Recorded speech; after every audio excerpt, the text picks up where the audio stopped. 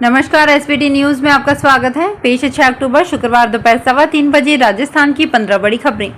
इस news bulletin के प्रायोजक हैं विनी केक एंड मोर। तो सबसे पहले एक नजर डालते हैं आज की हेडलाइंस पर। चुनावी घोषणाओं पर राजस्थान, मध्य प्रदेश और केंद्र को नोटिस। सुप्रीम कोर्ट ने चुनाव आयोग से भी 4 हफ्ते में मांगा जवाब। मुख्यमंत्री गहलोत आज कर सकते हैं 3 से 5 जिलों की घोषणा।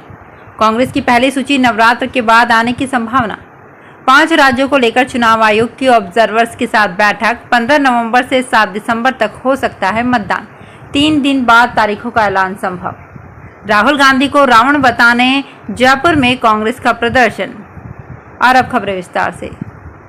विधानसभा चुनाव से ठीक पहले मुफ्त की रेवड़ी बांटने जैसी घोषणाओं और योजनाओं पर सुप्रीम कोर्ट ने केंद्र सरकार, चुनाव आयोग, राजस्थान और मध्य प्रदेश से सरकार को नोटिस जारी किया है। चीफ जस्टिस डीवाई चंद्रचूड़ की अदालत ने इनसे 4 हफ्ते में जवाब मांगा है। कोर्ट ने एक जनहित याचिका पर सुनवाई करते हुए ये नोटिस जारी किया है। सुप्रीम कोर्ट ने नई जनहित याचिका को पहले से चल रही अन्य याचिकाओं के साथ जोड़ दिया है। सभी मामलों की सुनवाई अब एक साथ होगी।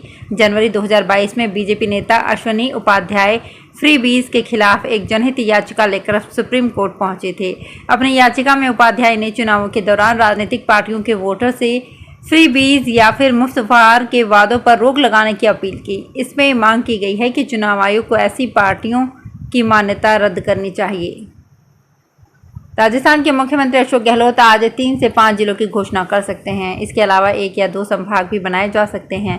आपको बता दें कि हाल ही में मुख्यमंत्री ने अपने कार्यकाल के अंतिम बजट में राजस्थान में 19 नए जिलों की घोषणा की थी। इसके साथ राजस्थान में नए जिलों की संख्या 50 हो गई थी। चुनाव आचार संहिता शीघ्र लगने की संभावना को देखते हुए सीएम गहलोत आए दिन लोक लुभावनी घोषणाएं करने में जुटे हुए हैं। राजस्थान विधानसभा चुनाव को लेकर कांग्रेस अब जीत की रणनीति बनाने में जुट गई है। वहीं उम्मीदवारों की पहली सूची भी अब नवरात्र के बाद 20 अक्टूबर के आसपास ही आने की संभावना दिख रही है। उम्मीदवारों को लेकर अभी स्क्रीनिंग कमेटी की कोई बैठक भी नहीं हो रही है और कुछ दिन बाद ही ये बैठक होगी। वहीं प्रदेश कांग्रेस की कोर कमेटी की बैठक शुक्रवार को पार्टी के वॉर रूम में दोपहर 3 बजे बाद बुलाई गई। देश के 5 राज्यों राजस्थान, मध्य प्रदेश, छत्तीसगढ़, तेलंगाना और मिजोरम में विधानसभा चुनाव होने हैं। इसको लेकर दिल्ली में चुनाव आयोग की एक बैठक जारी है, जिसमें 5 राज्यों के इलेक्शन ऑब्जर्वर्स शामिल हैं।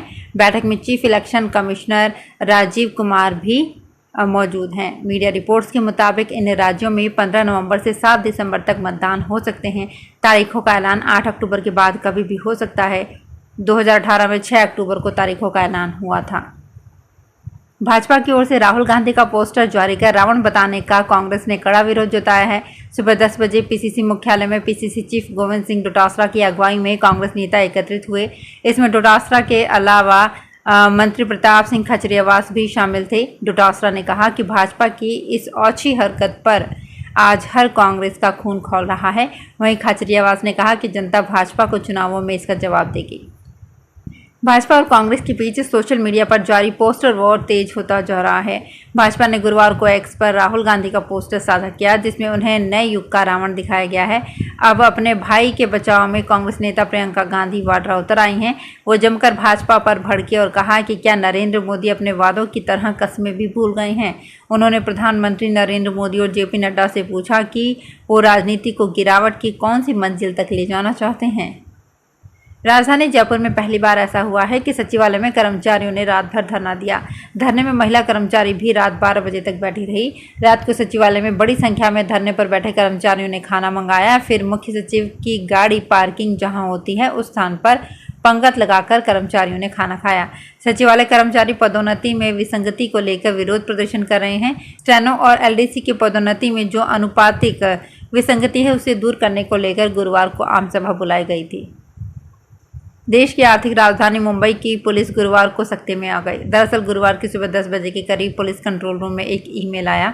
इस ईमेल में पुलिस को धमकी दी गई थी। धमकी देने वाले ने सरकार से 500 करोड़ रुपए और कुख्यात गैंगस्टर लॉरेंस बिश्नोई की मांग की। इसके साथ ही मेल में लिखा था कि अगर ऐसा नहीं किया जाता है तो वो गुजरात के अहमदाबाद में स्थित नरेंद्र मोदी क्रिकेट स्टेडियम पर हमला कर देगा। इसके साथ ही इस ईमेल में लिखा था कि भारत में सब चीज़ बिकती है और हमने कई चीज़ें खरीदी भी हैं।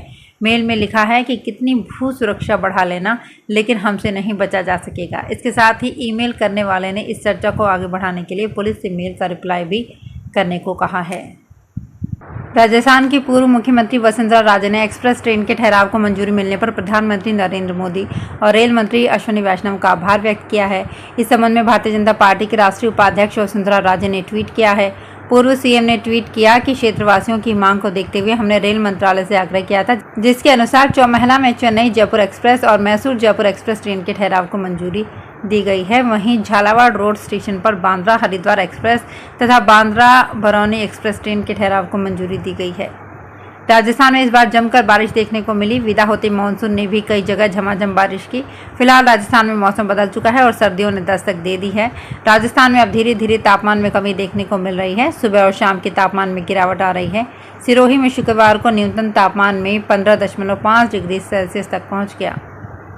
श्री श्याम भजन संध्या परिवार सेवा समिति जयपुर अपना 31वां वार्षिक श्याम महोत्सव मनाने जा रहा है। 3 दिवसीय महोत्सव की शुरुआत कलश यात्रा के साथ होगी।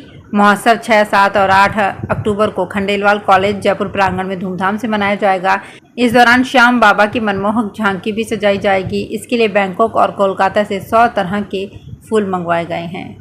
कार्यक्रम में प्रसिद्ध भजन गायक लखबीर सिंह लखा के साथ देश के कई नामी भजन गायक बाबा श्याम के भजनों की सरिता बहाएंगे। बिहार में हुए जातीय सर्वे का असर अब देश भर की राजनीति पर दिखने लगा है। कांग्रेस ने भी इस मामले में कदम आगे बढ़ाते हुए पूरे देश में जातीय जनगणना कराने की मांग की है। यही नहीं, खुद भी इस दिशा में पहल करते हुए कर्नाटक के स्थानीय निकाय चुनाव में ओबीसी के लिए 33% आरक्षण का ऐलान किया है। उसने जस्टिस के भक्त वत्सल कमीशन की सिफारिशों को मंजूर करते हुए ये फैसला लिया है। राज्य सरकार ने आयोग में 5 में से 3 सिफारिशों को मान लिया है। कर्नाटक हाईकोर्ट के पूर्व जज की अध्यक्षता में इस कमीशन का गठन पिछड़ों के राजनीतिक प्रतिनिधित्व पर विचार करने के लिए किया गया था। राजस्थान विधानसभा चुनाव के मुहाने पर पहुंच चुकी है। इसी बीच बयानबाजी का दौर जारी है। जहां पूर्व डिप्टी सीएम सचिन पायलट अपने निर्वाचन क्षेत्र टोंक के दौरे पर हैं, तो वहीं इस बीच मुख्यमंत्री अशोक गहलोत का बड़ा बयान सामने आया है। उन्होंने सचिन पायलट को हाईकमान तक बता दिया। दरअसल गुरुवार को मुख्यमंत्री अशोक गहलोत ने एक इंटरव्यू के दौरान कहा कि सचिन पायलट अब हाई कमान हो गए हैं, उन्हें कुछ कहने वाला अब मैं कौन होता हूं। गहलोत ने कहा कि पायलट अब कांग्रेस वर्किंग कमेटी में आ चुके हैं, तो वो अब हाई कमान हो गए हैं, वे खुद टिकट बांटने वाले बन गए हैं। विधानसभा चुनाव के मद्देनजर उदयपुर में बीती रात 3 थानों की पुलिस और डीएसटी की टीमों ने हवाला कारोबारियों पर बड़ी कार्रवाई की। टीमों ने घंटाघर क्षेत्र में करजाली हाउस और कोहिनूर कॉम्प्लेक्स पर दबिश देकर 1 करोड़ 44 लाख रुपए जब्त किए। कुल 7 आरोपियों को डिटेन किया। पहली कार्यवाही मोती चौहट्टा स्थित करजाली हाउस के बाहर हुई। यहाँ घंटाघर और धान मंडी थाना पुलिस और डीएसटी टीम ने 4 युवकों को डिटेन किया और उनका बैग खोलकर देखा तो उनके पास से 1 करोड़ 21 लाख 40 हजार रुपए निकले। चारों इस बैग को कहीं ले जाने की तैयारी में थे, तभी पुलिस ने इन्हें पकड़ लिया। इन दिनों श्राद्ध पक्ष में पितरों को प्रसन्न करने के लिए उनकी पसंद का भोजन बनाया जाता है।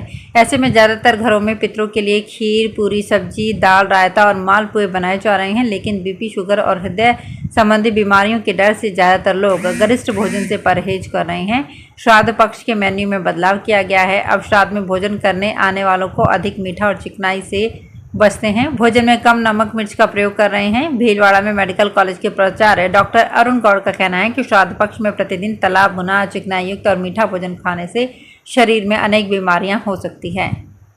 तो फिलहाल इस बुलेटिन में इतना ही। फिर हाजिर होंगे कुछ और बड़ी खबरों के साथ। अगर आप भी अपने आसपास की छोटी बड़ी और महत्वपूर्ण खबरों से अपडेट रहना चाहते हैं तो सब्सक्राइब कीजिए हमारे चैनल एसपीटी न्यूज को और प्रेस कीजिए बेल आइकन पर।